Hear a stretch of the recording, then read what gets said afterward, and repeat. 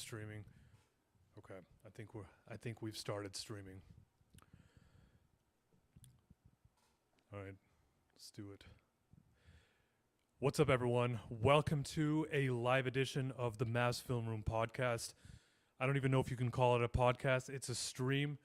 It's our second attempt into live streaming. We tried over the weekend, but um, a, a grave technical error on my part prevented it from really materializing into anything because a lot of you guys said that you couldn't hear me, and so apologize for that. Hopefully today you can. And so we're here July 22nd. Summer League is over. Congratulations to Cooper Flag's teammate Con Knipple on becoming an NBA champion.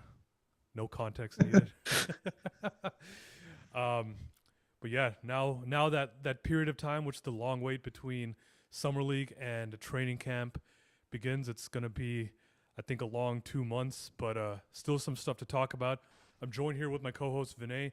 Fazal, unfortunately, is still in the United Kingdom, cannot be joining us today, but I'm here with Vinay. Vinay, how are you feeling today, man? I'm feeling all right. Nothing new lately in Mavs land, at least basketball wise. I mean, there are a couple of non-basketball stories related to the Mavericks. We'll probably only get into one of them today, which is Klay Thompson throwing out the first pitch at the Rangers game yesterday. I think. Not really a story, but of the two non-basketball related Mavs events or storylines yesterday, that was the only one worth mentioning on the stream. Not many What do you takeaways. expected me to do? You want me to break down his first pitch? Well, apparently it was good. I didn't see it, but apparently it was good. I mean, yeah, I haven't watched a lot of baseball period this year, so I don't. My baseball knowledge is kind of lacking right nowadays. I heard it was a good pitch. I didn't see the pitch, and I know the Rangers need bullpen help and a right-handed bat, so maybe Klay Thompson can fill those needs. Yeah, I mean, baseball is in his blood, so to speak. His brother is an MLB veteran. I believe he plays for the Boston Red Sox, Trace Thompson. And I think it was just nice to see Klay Thompson, out and about in the community. He in his intro press conference last year, he did say that he wanted to do that, and so it was nice to see him there. He talked a lot about how he has existing friendships with Marcus Simeon and Corey Seager, so I think he feels at home in the Dallas area, even though he's pretty much lived in California for the majority of his life leading up to 2024. Are we considering Arlington as a part of Dallas? I mean, at this point, you kind of have to, given the Cowboys play there, the Rangers play there. But I refuse to acknowledge it. I mean, same. I guess if you're from Tarrant County, it's a little bit less of a foreign land. But us Plano and Frisco folks, certainly it's a far and away destination. What are we even talking about? Well, we're talking about, the thing about Mavs Film Room that I like is that we're all Dallas natives, and so I think we relate everything to our experience growing up in the Dallas area. But I think you bring up a good point. Let's pivot to the good stuff. Let's pivot to Dallas Mavericks basketball. And look, I mean, like we said, 2 months until the season starts. I think it's that time where not much is going on, but I still think there's a couple of topics that bear mentioning with the Mavericks. Where do we want to begin? Um, I'm kind of curious. I think it should be a good talking point to talk about where we think the Mavericks stack up in the West. Because I feel like the Mavericks, besides maybe the Philadelphia 76ers, have about as wide of range of outcomes as any team in the NBA. There are people that think this team is a contender. There are people like us that are thinking that this might be a playoff play-in team territory with a large grouping of a bunch of teams in the West. So I think that's a good starting point. I think that's a great starting point because I think that there is a growing disparity between the expectations of this Mavericks team and what we believe their reality are going to be. And honestly, I think the people to blame for that are at the top. It's the Stephen A. Smiths, the Mark J. Spears, the Kendrick Perkins, the people who are saying that the Mavericks are going to be this threat to the Oklahoma City Thunder in the West. Like, I just cannot see that happening. Even in my most optimistic predictions for the Mavericks this season, there is no way that they are sniffing the top two or top three of the West.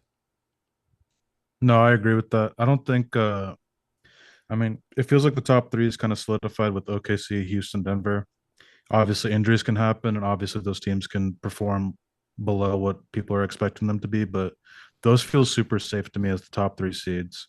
But it's just kind of feels like this West has a huge clumping of teams, like the Lakers, Clippers. I feel like are ahead of the Mavericks too, even though people don't want to hear the Lakers point. Even the Timberwolves, they're back-to-back conference finals appearance type of team, even though you can make your own qualms about that if they deserve to be there either year. But it's just going to be a fascinating year in the West. The Mavericks don't have their second best player in Kyrie Irving for a large chunk of the season. That's another thing that probably hasn't been discussed enough about because he tore his ACL in early March, but he ended up getting the surgery in late March. So it's like if you're doing the most optimistic of rehab returns, I don't know when you're expecting him to be back, but even after All Star break seems optimistic. I don't know how that's not being talked about more. Like Kyrie Irving is going to miss the majority of next season. Like it's very possible that he plays 30 games at most next year, and I think that's an optimistic prediction. Like it might be 25 games. Like yes, Nico Harrison says that Kyrie Irving is ahead of schedule, but we know Kyrie Irving is not going to rush himself back from injury as he shouldn't. Like he's 33 years old. This is not an injury to play around with, and so I expect him to take his time to get fully right, get fully healthy, and come back when he feels ready. And the Mavericks are going to suffer when he's not on the court. Like I think D'Angelo Russell was a fine signing, but I mean a D'Angelo Russell led offense like only has a certain ceiling. We're comparing a Toyota Camry to a Lamborghini when you're comparing D'Lo to Kyrie. I'm just being honest. I mean, look, and there's going to be games that D'Angelo Russell goes off for like 25, 30 points. Like we've talked about this before. Like there are those games where he's going to hit 7 or 8 threes. Um he's going to hit some mid-range jump shots and he's going to look like an all-star level player. But there's also going to be those games where he shoots like 5 for 20 from the field and just can't get it going.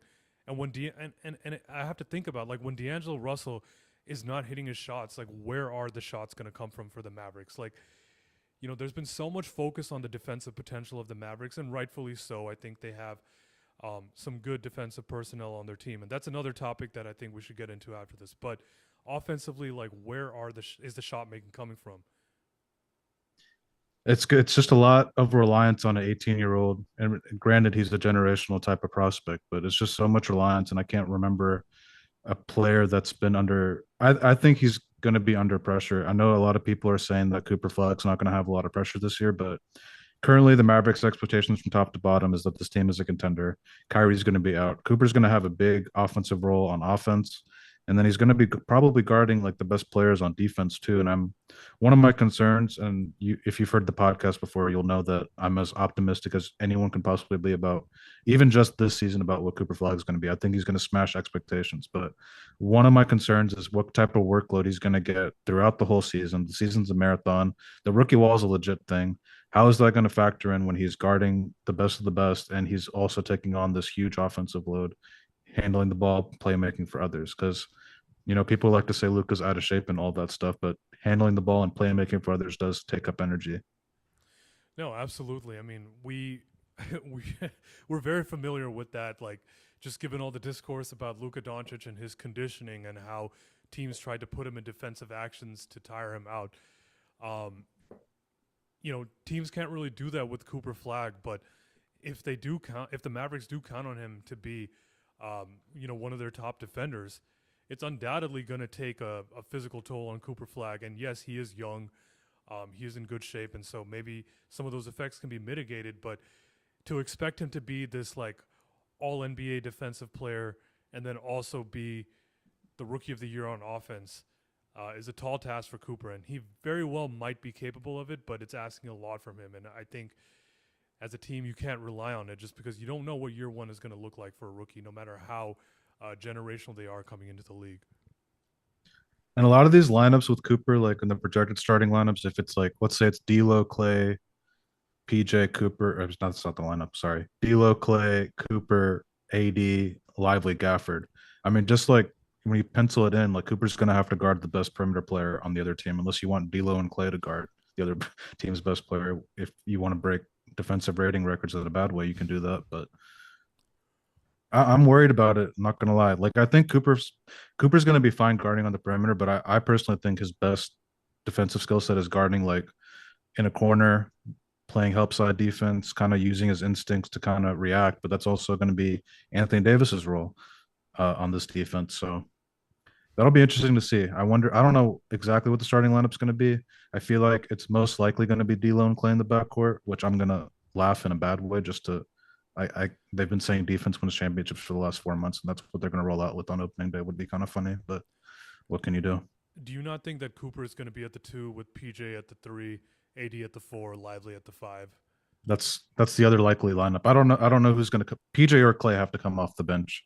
Worst case scenario, Cooper comes off the bench. I hope to God that doesn't happen. But like someone like Clay or PJ are coming off the bench most likely, and that's going to be interesting to see. These guys have pride. I'm curious, like how that. I don't think anyone's had the discussion with them of who's going to come off the bench.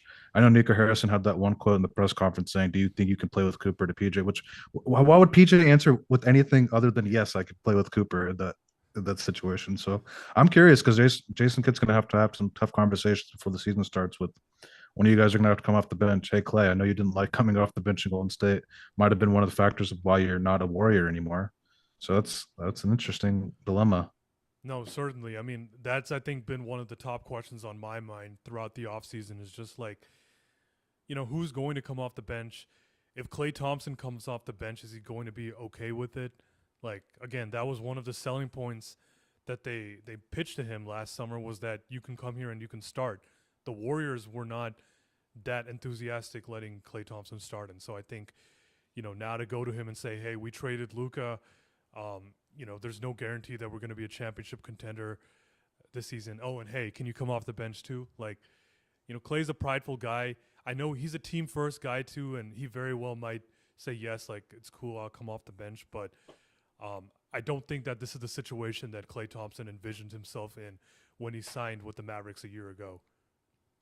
No, definitely not. And like you mentioned earlier, like it was nice to see Clay kind of representing the team in that ceremonial first pitch ordeal yesterday. But his one quote after the season still kind of sticks with me about a reporter asking him if he would have signed with the Mavericks if he knew everything that was going to go down, and he kind of gave like a diplomatic answer. But I'm I've always been kind of interested in to see like how does Clay feel about this current iteration of the team. I think the whole team's excited about Cooper and all that, but I'm curious like with Cooper, with PJ and Clay specifically, one of those guys coming off the bench, they're probably both excited about playing with Cooper, both excited about getting a healthy Anthony Davis going into the season, but how would they handle, that tough conversation of, hey, one of you guys has to come off the bench?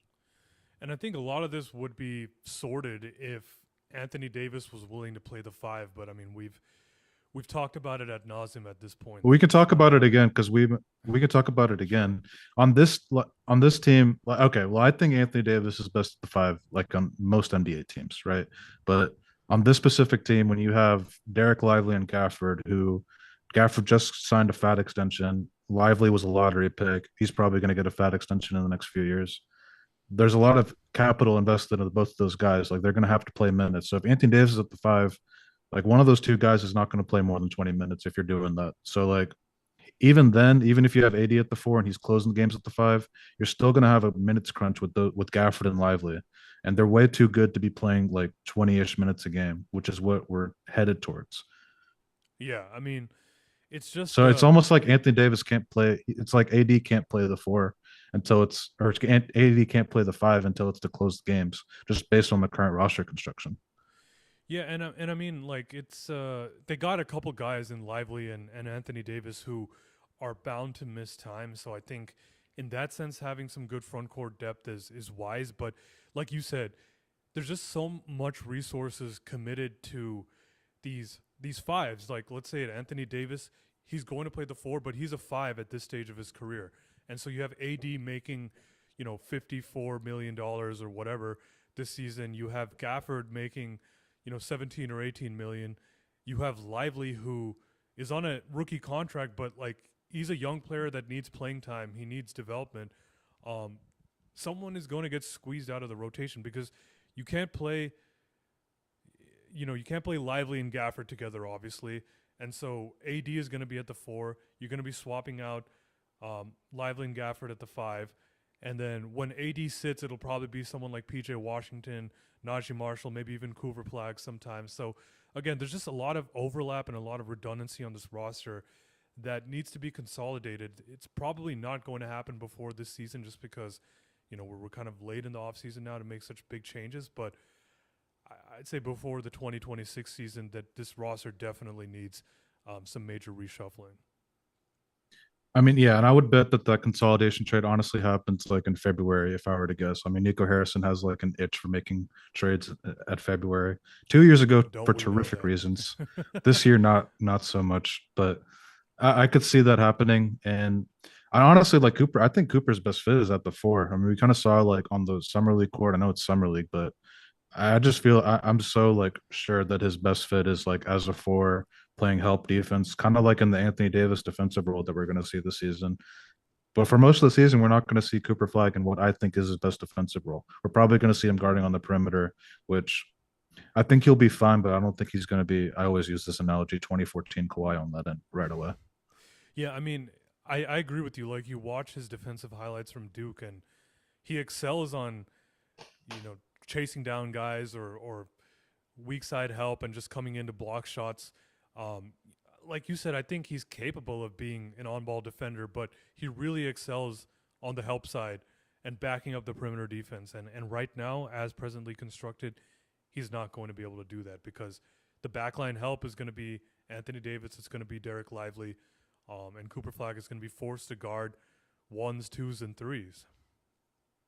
Yeah, I mean, I think the Mavericks are going to have an elite paint defense, but I think they're going to give up a ton of corner threes because Anthony Davis is going to be helping because he's naturally like, I mean, he's a historic rim protector. He's going to be his instincts go towards the rim, not guarding the corner shooters. You can even see in the nine-ish games that he played with Dallas, like the corner shooter was open a lot. If you look at the very last game that the Mavericks played, Jaren Jackson had a literal shoot around in the middle of the playing game because of that. So Cooper, like I said, I'm very optimistic about what he's going to be, but I'm just thinking about in the situations like he's going to be potentially guarding Shea Gilgeous-Alexander. He's going to be potentially guarding Ant. He's going to be guarding Luca. He's going to be guarding those type of guys.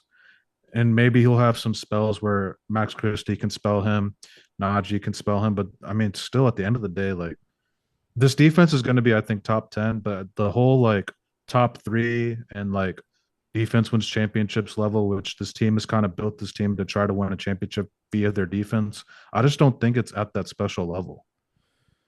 No, and I mean, you said it best. Like, perimeter defense absolutely matters. And the Mavericks have a lot of guys who can protect the rim. I mean, they have Lively, they have Davis. We talked about Cooper Flag also being a player who can do that too. But on the perimeter, who is their primary defensive stopper? It's not Najee Marshall, definitely. It's not Clay Thompson.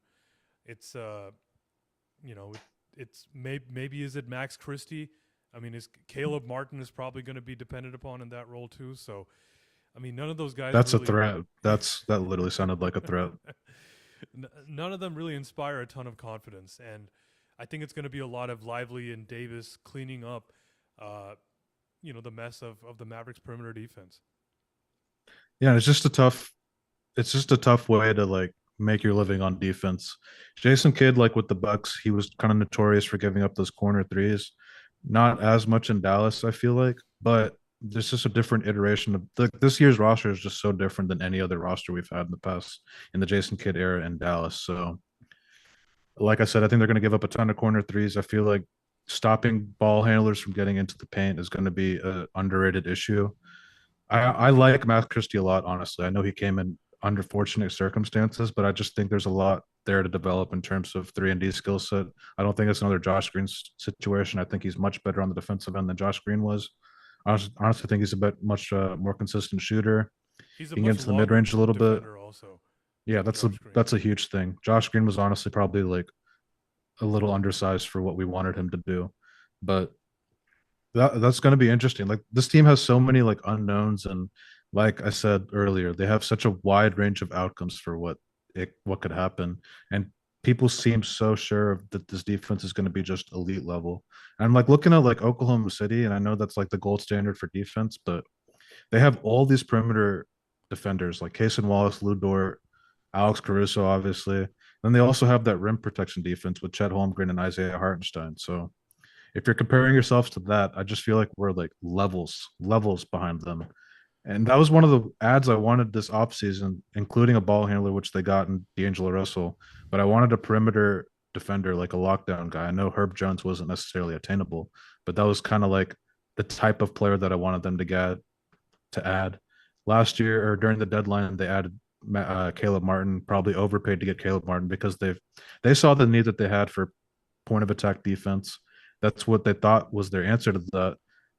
And maybe he's better on defense than I think he is, but his offense is just too bad to leave him out there for long stretches of games. Yeah, and I mean maybe Caleb Martin improves a bit or just regresses back to his old form on offense, but I don't think it's something you can bank on. Like he looked really bad on offense last season. But just on the note of Max Christie, I think I'm also pretty excited for him too. I think he has a role to play on this team with his ability to, be a switchable defender. I think his 3-point shooting is also going to be a very valuable asset because you look at his stats from three. He's shot around 36% from three in his throughout his career. But last season at least with the Mavericks, he shot a career high 4.7 3-point attempts per game, and so I think that number honestly might go up this season because outside of D'Angelo Russell, outside of Klay Thompson, where else are the shots coming from for the Mavericks? 3-point shooting especially. I think Max Christie has a real role to play there as well. Yeah, 3-point shooting's another concern that I have, I guess, too. I mean, Max, A like you said, huge that concern. 4.7 could probably go up a little bit. PJ Washington has to shoot non-corner threes and shoot those well. Anthony Davis has to somehow be a better 3-point shooter in his age 33 season. Um, it's probably not going to happen. Maybe he gets like an insane LASIK eye surgery off this detached retina or whatever. I don't know. Well, That'd be that should kind of cool. hopefully help. Yeah, I mean, you should. AD is a much better player than he showed in Dallas. I know he had those two games that people love to fixate themselves on the Hawks game and that Rockets game, but overall, like he was just not that sick on both ends. That's not the player that the Mavericks traded for because he was dealing with a adductor injury that whole time. And as it turned out after the season, he was dealing with a detached retina, which probably doesn't help your ability to shoot. So I think he's a better player than what he's shown, but I mean, 3-point shooting has never been his thing, won't ever be his thing unless we're playing in Disney World. So, was it Disney World or Disneyland? Disney World. Yeah. So, unless we're playing in Disney World this year in the bubble, I don't think Anthony Davis is going to be a good shooter anyway from beyond the arc. Yeah, and Are we getting Derek Lively turning into Miles Turner, the good version of Miles Turner? I don't think so. I mean, I think we talked about this on a podcast about how Mark Cuban allegedly has talked to Derek Lively about shooting Season two to ticket three. holder Mark Cuban. I don't see it happening. Like that would be that. I mean that I think that alone really just represents like how dire the Mavericks 3-point shooting situation is. And you know how it just shows you that they could stand to get 3-point shooting from literally anywhere. And obviously Daniel Gafford is not going to shoot threes. He's not going to attempt threes. I don't think Derek Lively is either. So you're really counting on, outside of Klay Thompson and D'Angelo Russell, you're counting on Max Christie, Caleb Martin, and Najee Marshall to be, Cooper? yeah, Cooper Flag too. But I don't know. He struggled a little bit in summer league. It was a small sample size, but I'm willing to bet that he's not going to shoot 40% from three in the NBA, at least in his rookie year. Well, that's a safe bet. If there's like one knock on Cooper's game, I don't even think there is a knock in Cooper's game. It would probably be his 3-point shooting, just like his jump shot mechanics. I'm not a shot doctor, but other people have talked about his mechanics. He's a little tweaking, and I don't think he's going to get like sagged off on like an NBA level. But teams are probably going to go under that screen, and he's going to have to prove that he could make that shot. And I think he can make that shot. But like you said, I don't think it's going to be 40%. But he's going to have to hit some threes for this team. Just a mathematical like problem. Yeah, exactly. And I mean, like, Najee Marshall shot 27.5% from three last season with the Mavericks, but somehow he, What? yes, let me show the stats right here. I thought it You was don't have to better than show it. that. Just tell me. Just say it again, or you can show 27 it and if a you half, want to. 27.5% from three this season for Najee Marshall. Somehow though, he averaged a career high 13.2 points per game. But I think they're going to need some more 3 point shooting from Najee Marshall. And, he finds himself open in the corner a lot.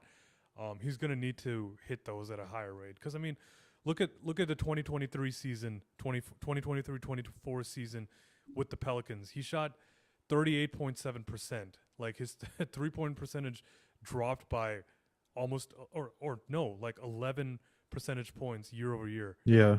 I Like mean, I would bet he's probably in the middle of those two. Probably the 38 was like an outlier, yeah, and then the last year was an outlier in its own way.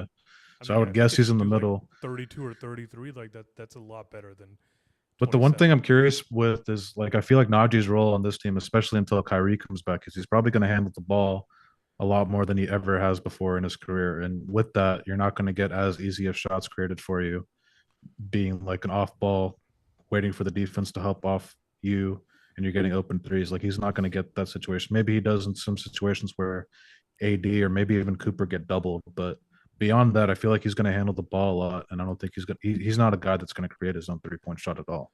Now that is a great point, because I think you know Jason Kidd has credited Najee Marshall with doing a good job playing point guard last season. With the trade and all the injuries and stuff, and I have to agree with him. I think Najee Marshall really stepped up as a ball handler, but like you said, he's not a shot creator. He's not a guy who can go off the dribble and get a 3 pointer. Like that's not his game.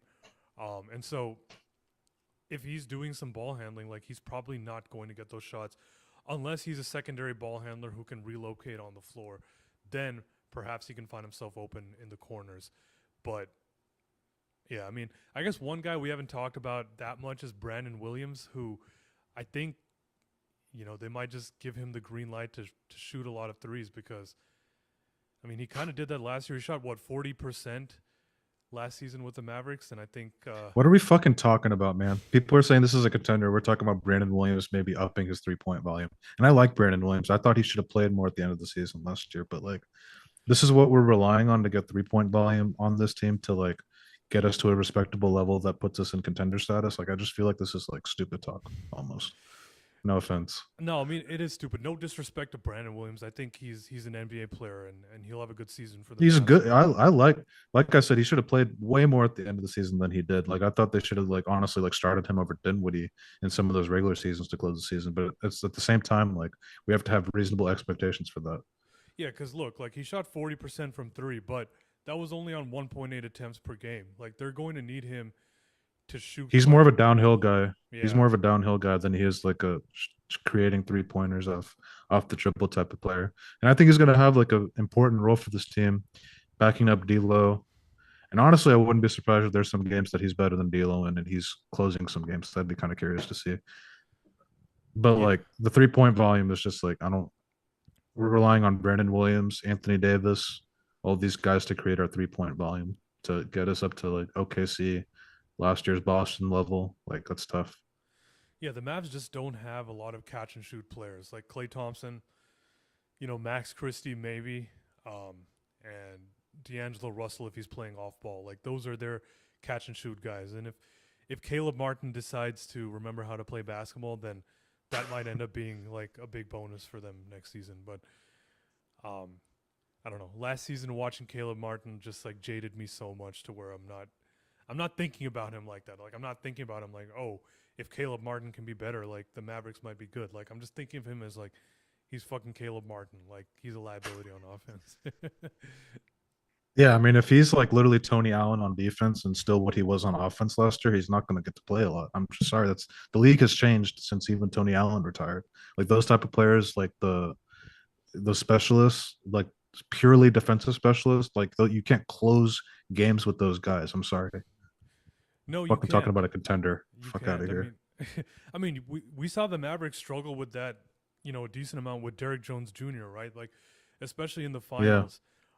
Derrick Jones Jr. I think is what you would consider a defensive specialist, like great point of attack on the ball defender, but his biggest weakness has always been his offense, and I think that season he proved to be a pretty good shooter, with the spacing that Luka and Kyrie provided, but when the defense really just decides to take away the role players, like he's not a guy you can count on. And I think when Yeah. their decision of taking him away in the finals was putting Al Horford and Porzingis on him. It was like degrading in a way.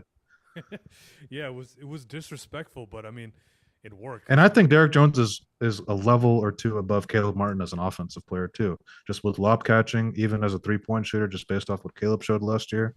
If we get the Caleb Martin that went to the finals with the Heat, like what 3 years ago, that'd be terrific. That's probably who Nico Harrison thought he was trading for. But I don't think that guy's like there anymore. Like he's also the Mavericks traded for him when he was dealing with the hip injury. It's just like one of the. I know it doesn't sound that serious, but like your hip, like a hip injury in terms of your defensive mobility and all of that is about as serious as it gets. And they're just like cool with it. yeah, I mean, like if you just like take a look at his stats here, right? Like his last season with Miami, 23-24, that's the year that they went from play-in team to the finals. He shot 35% in the regular season. I'm sure if you go to the playoff stats, let's find it right here somewhere. So you're saying he has experience going from a play-in team to the finals in the same year? He does, which Very yeah. interesting. I mean, yeah, in actually no, sorry, 22-23 was when they made that run. So I mean, you even look at the regular season stats from 2022-23, 35% from 3, then that dropped down to 30, or he was, 36% to 35. Not a huge drop off, but there was that whole thing after the finals where I think he was it a restricted free agent where he basically turned down a big offer from Miami, and he should have taken it, and as a result he had to settle for the current contract that he's on, which only pays him about 8 million per year. Like, and I think that drop off was due to the fact that his performance also dropped off. I think that 22-23 run was probably a lightning in a bottle thing more than anything for Caleb Martin. It is interesting that he shot. What did he shoot from Philly this past year? 37. I got to go back and look, but just look at his playoff numbers. In the Eastern Conference Finals against Boston, he shot 49% from 3. Damn. And even in the first round of that playoffs against Milwaukee, shot 44% from 3. So let's just get to the playoffs. Yeah, we got to get to the playoffs. Because yeah, I mean, you look at his regular season numbers, right? With Philadelphia, which I guess was only half of last season. Well, not even half. He played 31 games, shot 38%, pretty respectable. But that number just fell off a cliff when he came to Dallas. Injury, I would have to think, played a huge role in that. 25% from 3 with the It Mavericks. looked pretty mental. Like it looked like there was a hitch in his jump shot. I keep comparing it to 76ers Markel Fultz because that's what the jump shot reminded me of in Dallas. So I think he's going to shoot better than that. But I mean, I'm hoping that he shoots. He Yeah, should shoot better than that. he's a career 35.7, so about a career Right. 36% 3-point shooter. Like I would hope he can get back to that number because then that's respectable. You can count on him to make a couple threes per game. So maybe he probably does have a bigger role than you and I are probably anticipating. I mean, Nico traded for this guy for a reason. He believes in this guy for a reason. Nico probably, loves to have players play their hearts out to justify his trades, and he might be one of those guys. So he's a very interesting.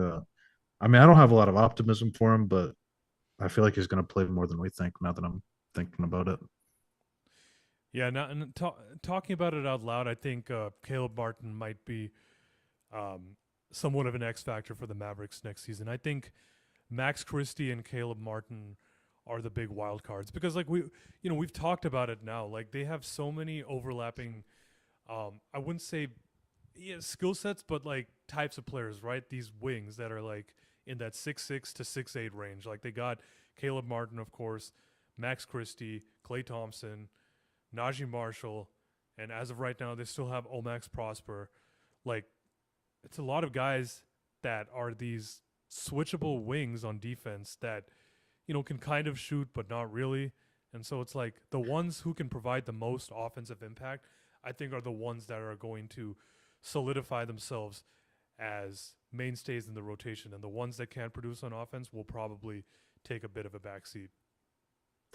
even like listing out all these guys, like almost Caleb has to play like the two just to like get all these guys minutes. Jason Kidd has quite the task ahead of him.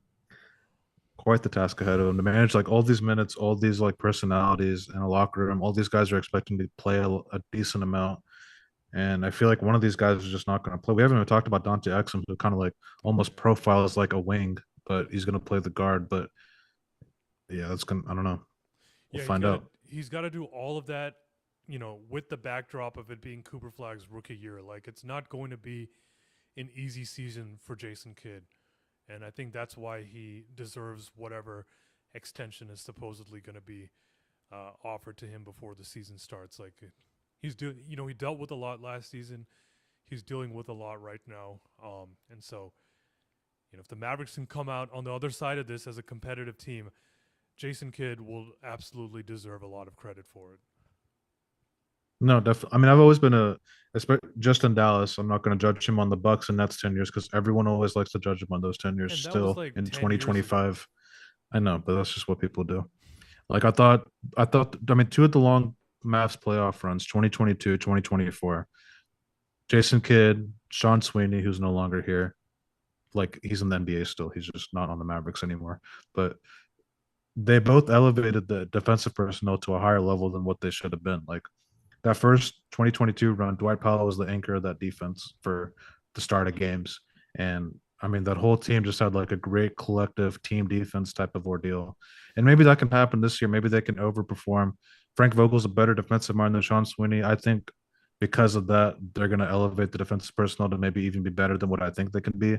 But going back to what I said earlier, I'm just terrified, not terrified, but worried about the perimeter defense. No, it's definitely going to be a challenge to build a truly elite defense when you kind of have a lack of or a dearth of perimeter defense. Like they got some good individual defenders in their own roles. Like AD is a good rim protector, Lively is a good rim protector, Cooper is a good help defender, a good shot blocker, but can you get these guys to play a little bit outside of the role play uncomfortably? Like that's the biggest task that they have right now. And we're lucky to have Frank Vogel. I think there's no one else I would want to try and solve that problem. But at the end of the day, it's still a problem, and it illustrates why this is not a perfect roster by any means. So you don't think it's a contender? You're not a Mavs fan. No, I do not think the Mavericks are a contender right now. And like I've said, I'd love to be proven wrong, and I'll happily admit if I am wrong. But you just look at it right now. I mean, the Clippers have gotten better this offseason. Um, the Lakers, I would say, are better than the Mavericks. I mean, they got Luka fucking Doncic, and you know, Who? Luka I'm Doncic. kidding. Does that name ring a bell? It does. It does. I mean, yeah, I think he's in line to have an incredible season. Um, and even though they haven't had the flashiest offseason acquisitions, I think they still added some interesting pieces. And so, anytime you They have also won Luka, 50. They won yeah, 50 games last year. Like people, especially Mavs fans that want this team to be, the Lakers to be horrible. They won 50 games last year. I know you don't love DeAndre Ayton, but it's still like a better big man than they had last year. I feel like they're going to win a lot of regular season games and not probably like top out at one playoff series win. But that's still, I think, a team that's better in the regular season than the Mavericks. And that matters in the seeding purposes because only six of these teams can make the playoffs without playing in that BSS playing tournament. no, absolutely. I mean, Luka Doncic is a top three player in the world, and in some instances is the best player in the world.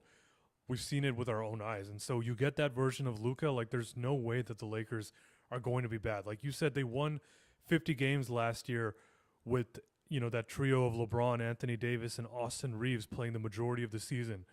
So, are you telling me that Luka is worse than Anthony Davis?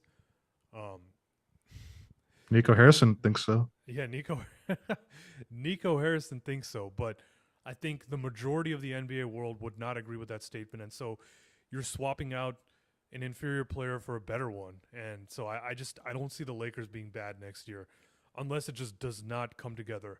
Unless it's like a Dwight Howard in 2013, 2012 type scenario. Um, I don't see how they're not a good regular season team next year.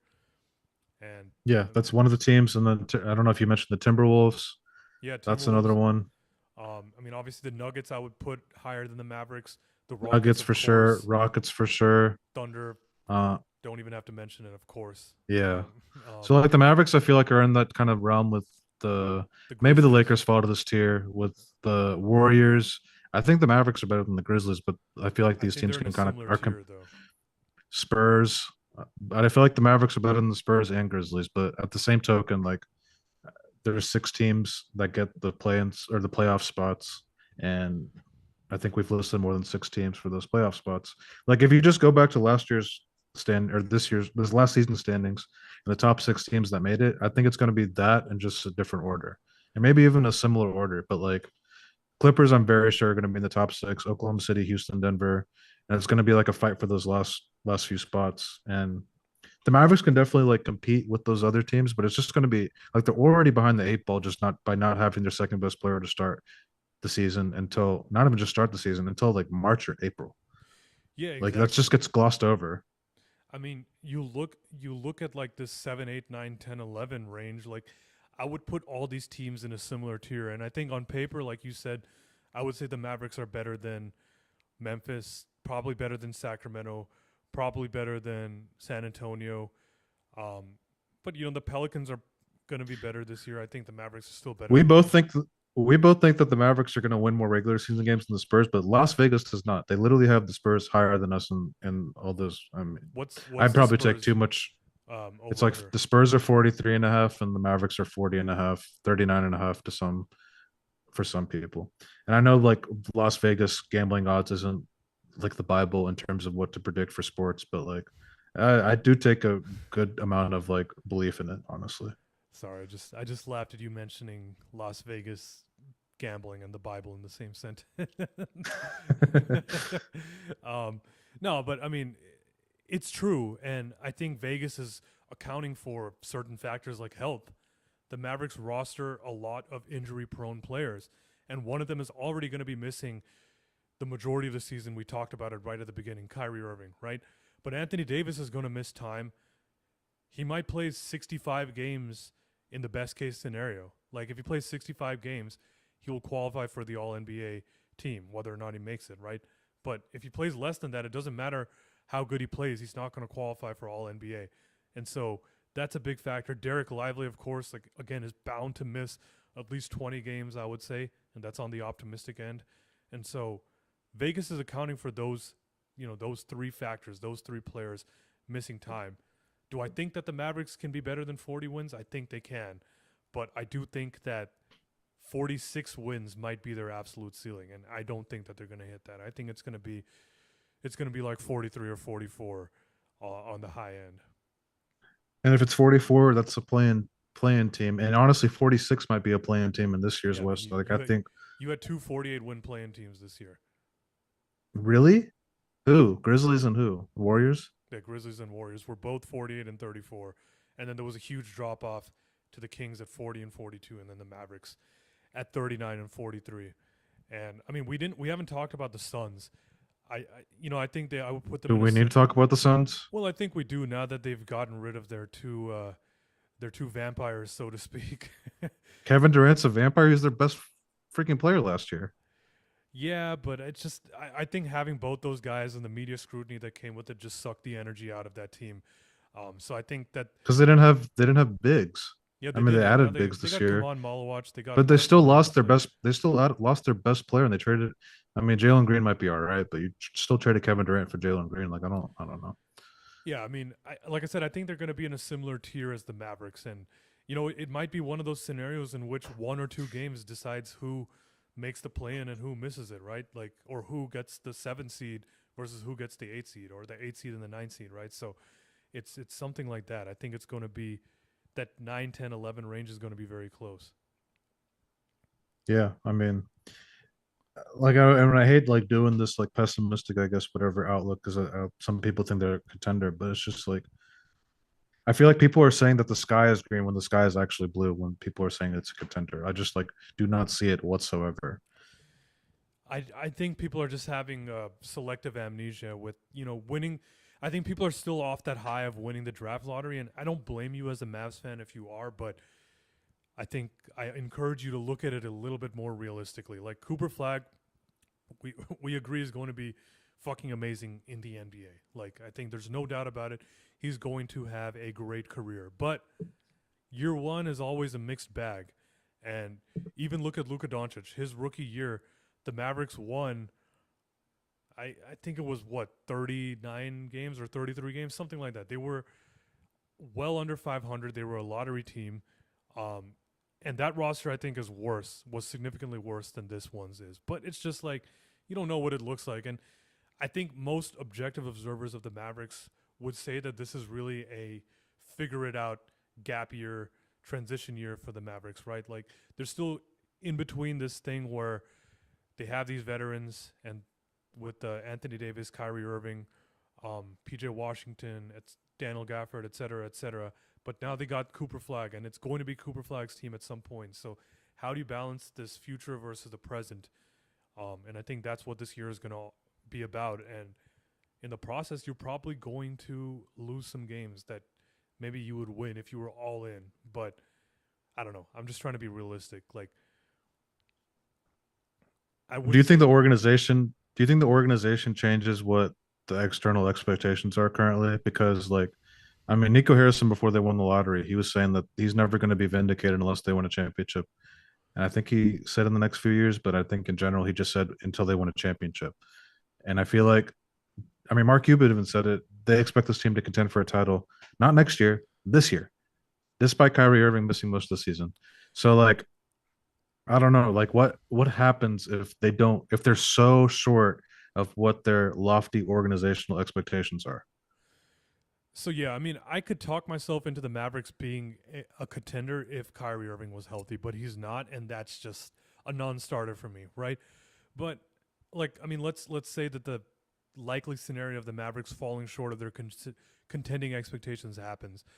Um, I don't think anything will happen this offseason. I think Patrick Dumont is satisfied just letting Nico Harrison, I guess Kyrie Irving, Anthony Davis ride out these next 3 years of their contracts, and then at that point maybe there'll be a change. But I just firstly don't think that Patrick Dumont knows enough about the league and how it works to make such a big change.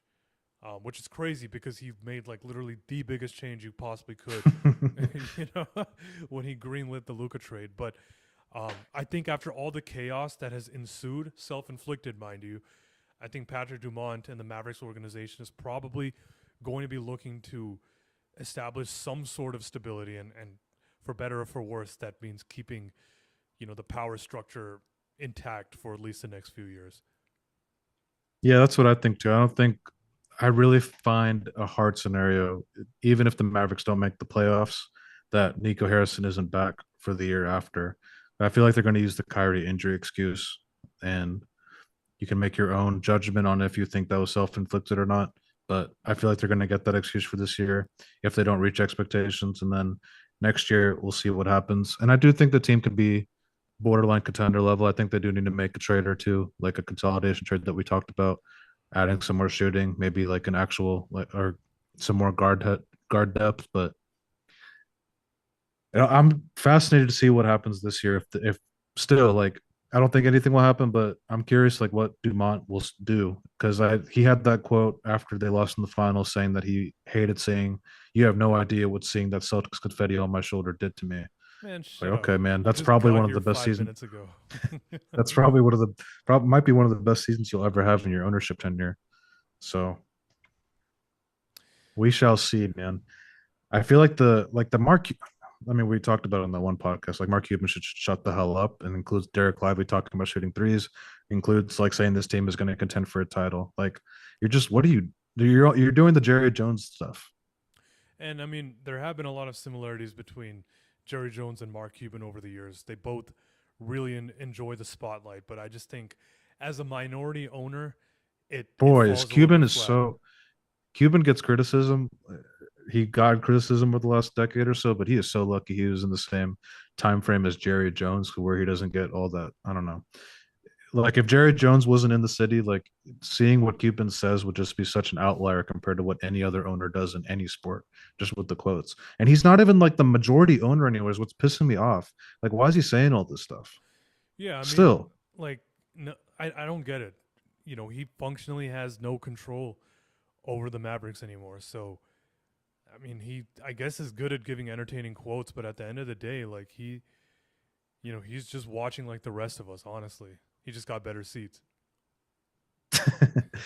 uh, I don't know what the whole like seller selling. I mean, I think he's always going to have some chunk of percentage in the team, but I just like, with all due respect, man, like I appreciate you taking us from the NBA's Cleveland Browns when you took the team over, but just stop talking, bro.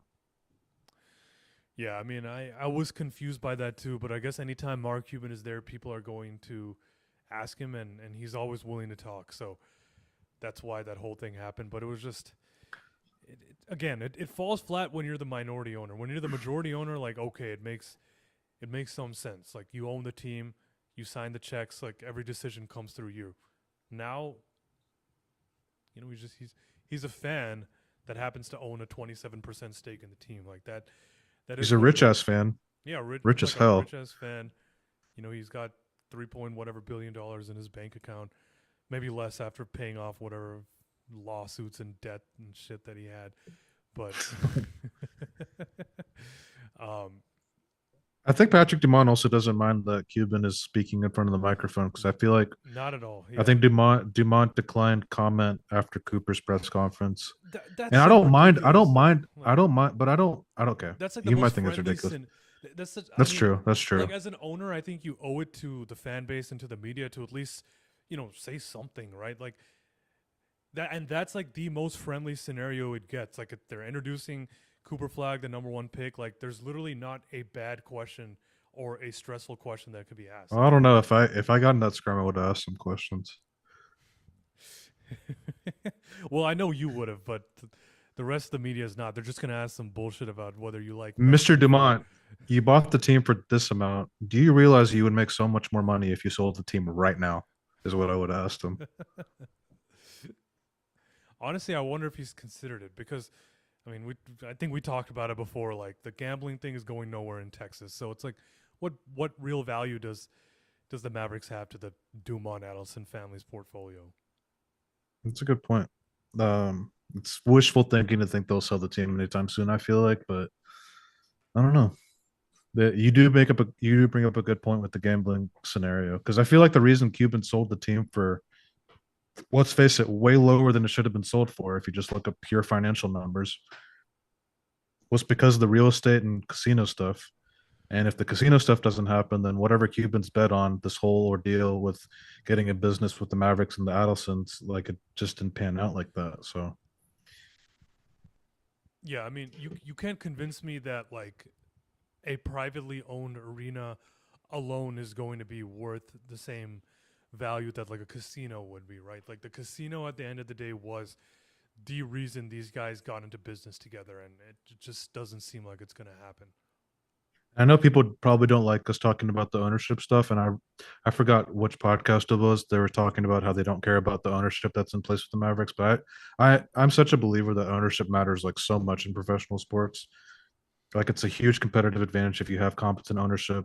I don't think the Mavericks have competent ownership. I don't think the Mavericks have competent GMing right now, based on the last 5 months. So I mean, all of it, like I know it's not fun to talk about. Like it's fun to talk about Cooper Flag and Anthony Davis in a pick and roll, but this is just kind of.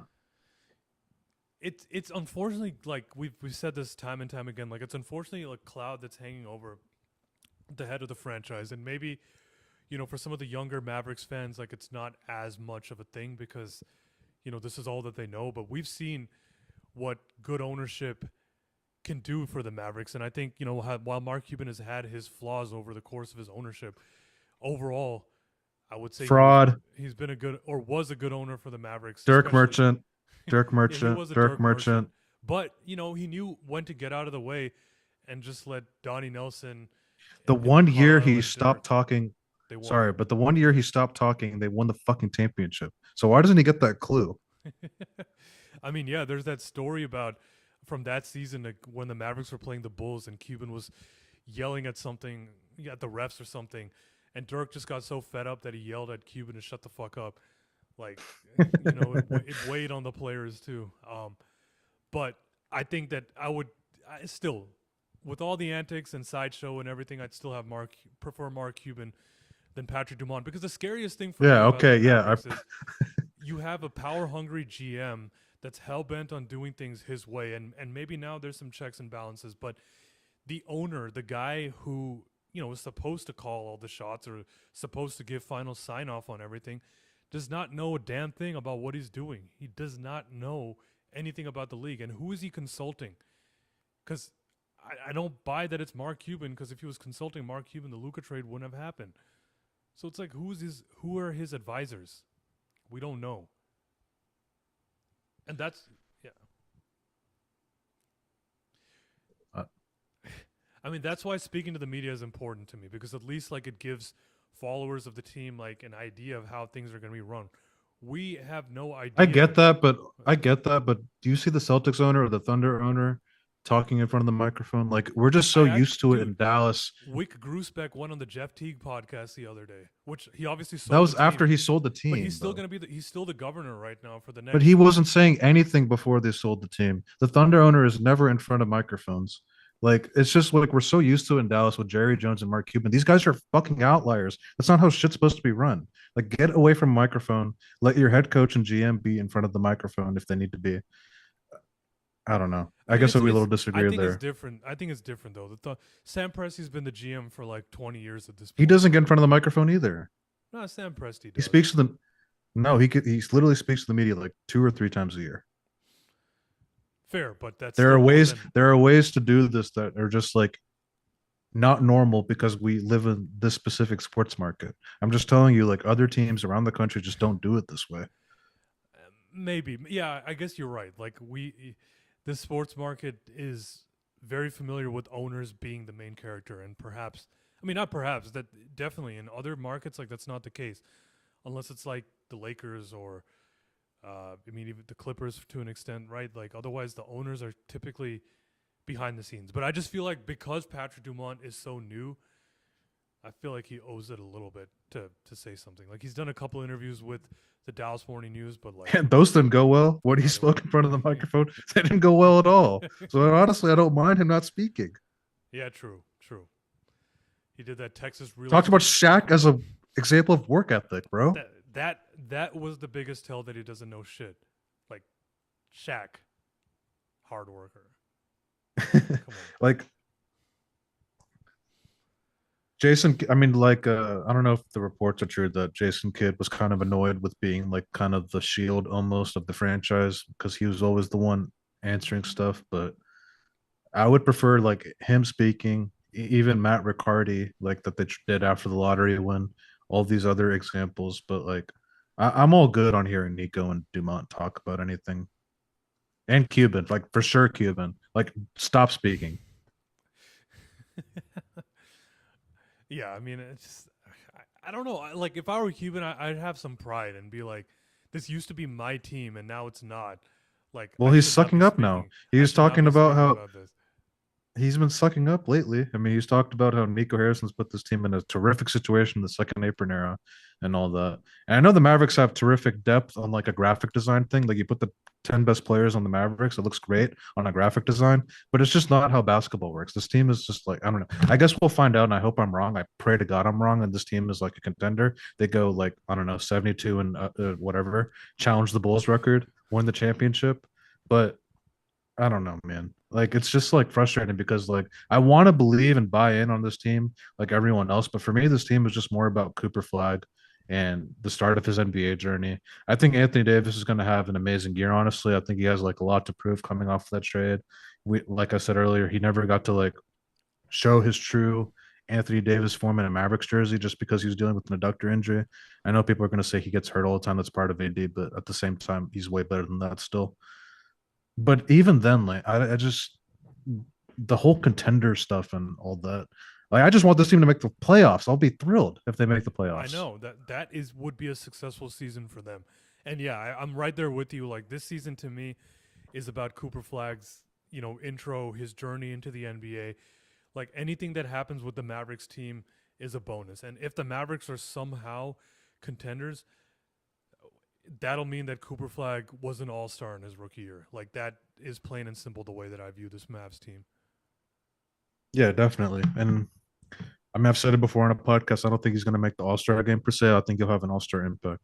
But regardless of all that, like those two variables, there's still just some glaring, not even glaring red flags, but more unknowns. And I would lean like the pessimistic side on some of those unknowns, like the perimeter shooting, like the perimeter defense. That I feel like I'm worried. I'm more worried about the Mavericks perimeter defense than I feel like everyone in the country is. And maybe I'll be wrong and I'll look like an idiot, but we'll see. We will see. I mean, we saw that playing game against the Grizzlies. Like, I think there's ample evidence to support our skepticism, but I guess fortune favors the bold, so perhaps we'll be wrong. Pissed me off, man. Well, I think that's a logical stopping point. Did we miss anything here? No, we've been competing with the Kyrie Irving stream, so good luck to us with our Okay. ratings. Well, thank you to all. I don't know how many people watch us. I know my girlfriend tuned in for a bit, so shout out to her for watching. Shout out to whoever else tuned in. We appreciate you. This was still kind of a rough draft, but we wanted to get started, and so hopefully we can just keep improving the quality of our streams and the quality of the content. So thanks for coming on this journey with us. Ooh. Well, with that, we'll end it here for the first Mass Film Room live stream. Hopefully, more to come. Vinay, do you have any parting words for the crowd, if there is a crowd? I'm not telling anyone to not get excited about this team. I'm just like being excited for different reasons. It's not for me like thinking that there's going to be a parade on Nowitzki Street in 2026. For me, like I said, it's about the start of Cooper's journey and seeing like the best version of Anthony Davis in a Mavericks jersey. And if I'm wrong, I'll be the happiest person that I'm wrong.